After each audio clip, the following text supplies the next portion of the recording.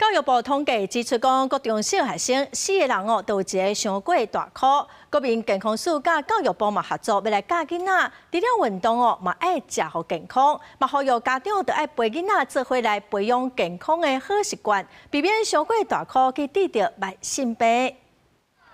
台湾学生体重过重甲大考的盛行率是亚洲排头名。根据教育部的统计，全台湾各小学生体重伤过大考的盛行率是23.8%，高中生是28.6%。平均4个学生内底就有一个伤过大考，所以国健署甲教育部联手推动儿童健康体位计划，要结合运动、食食甲合作3个重点来做。我们希望父母能够以家庭就是以身作则，然后去了解营养的概念，然后能够教导孩子怎么样吃得更营养。那另外一方面，其实家长如果可以带着小孩一起动起来其实不仅是小孩可以从父母身上学到运动的这个习惯，是一个终身的习惯。 医生甲专家表示，若免避免儿童大考，有健康的生活，真正需要家长甲学校互相配合。医生强调，真侪囡仔细汉大考，到大汉也是大考，